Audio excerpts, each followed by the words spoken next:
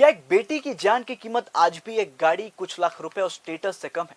भोपाल की ट्विशा की मौत ने पूरे मध्य प्रदेश को झकझोर के रख दिया है। सोशल मीडिया पर लोग न्याय मांग रहे हैं, रिटायर्ड आर्मी अफसर रैली निकाल रहे हैं, परिवार रो रो कर एक ही सवाल पूछ रहा है कि अगर सब कुछ देने के बाद भी बेटी सुरक्षित नहीं थी तो आखिर कमी क्या रह गई।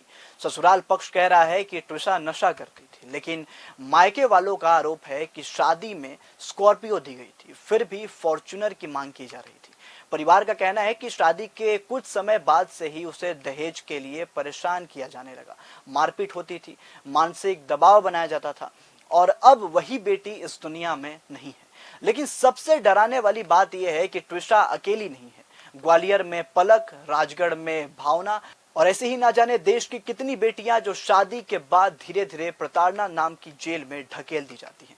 राजगढ़ की 22 साल की भावना उर्फ भूरा भाई की कहानी भी कुछ ऐसी ही है। परिवार का आरोप है कि पति और ससुर लंबे समय से दहेज के लिए परेशान कर रहे थे, मारपीट, मानसिक उत्पीड़न और आखिर में उसने जहर खा लिया। भोपाल के अस्पताल में इलाज के दौरान उसकी मौत हो गई।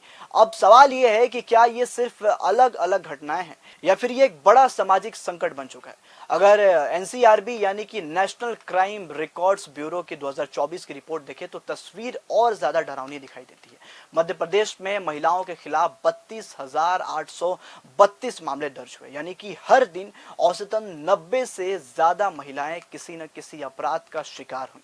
महिला अपराध के कुल मामलों में मध्य प्रदेश देश में 5वें नंबर पर है, लेकिन अगर आबादी के हिसाब से देखें तो मध्य प्रदेश दूसरे नंबर पर पहुंच जाता है। यानी कम आबादी के बावजूद महिलाओं के खिलाफ अपराध की रफ्तार ज्यादा है। रिपोर्ट्स बताती है कि मध्य प्रदेश में दहेज हत्या के 450 मामले दर्ज हुए। देश में सिर्फ उत्तर प्रदेश और बिहार ही इससे आगे हैं। यानी लगभग हर दिन एक से ज्यादा महिला दहेज की वजह से अपनी जान गंवा रही हैं। सोचिए, 2025 में भी एक लड़की की शादी उसके सपनों से नहीं, उसके पिता की आर्थिक ताकत से तय की जा रही है। रिपोर्ट्स में यह भी सामने आया है कि पति या रिश्तेदारों द्वारा क्रूरता के 7,514 मामले मध्य प्रदेश में दर्ज हुए हैं।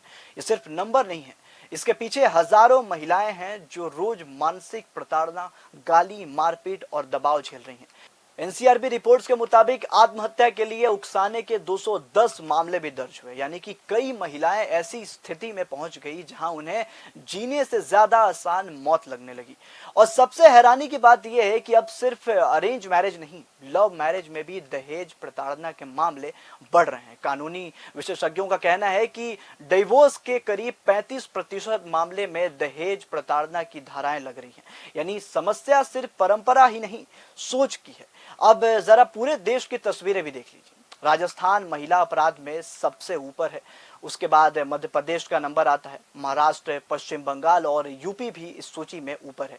लेकिन यूपी की आबादी बहुत ज्यादा है, इसलिए प्रति 10,000 महिलाओं पर अपराध के मामले एमपी और राजस्थान में ज्यादा दिखाई देते हैं। यानी कि आंकड़े साफ कह रहे हैं कि मध्य प्रदेश में महिलाएं खुद को उतना सुरक्षित महसूस नहीं कर पा रही हैं जितना होना चाहिए। अब सवाल सरकार और सिस्टम पर भी उठ रहे हैं। राज्य महिला आयोग खुद मान रहा है कि कई मामलों में पुलिस एफआईआर दर्ज करने में देरी करती रही, रिपोर्ट्स अधूरी बनाई जाती है, जिससे जांच कमजोर पड़ जाती है और पीड़ित परिवार को न्याय मिलने में देरी होती है। आयोग अब कमेटी बनाकर पुलिस की कार्यप्रणाली और जांच की कमियों का विश्लेषण करने की बात कर रही है। लेकिन सबसे बड़ा सवाल यह है कि क्या हर बार किसी बेटी की मौत के बाद ही सिस्टम जागेगा? क्या कानून का डर इतना कम हो चुका है कि लोग शादी को सौदा समझने लगे हैं? और आखिर कब तक बेटियों को यह सुनना पड़ेगा कि गाड़ी छोटी है, कैश कम है, स्टेटस नहीं मिला? ट्विशा, पलक और भावना जैसे नाम सिर्फ खबरें नहीं है, ये उस समाज का आईना है जहां शादी के बाद कई लड़कियों की जिंदगी खुशियों से नहीं, दबाव और डर से भरी जाती है।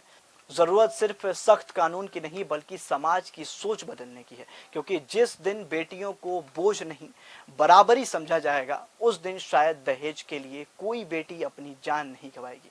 फिलहाल खबर में बस इतना ही। मैं ऋतिक पांडे मिलता हूं एक और नए वीडियो के साथ। देखते रहिए पॉलिटिक्स वाला।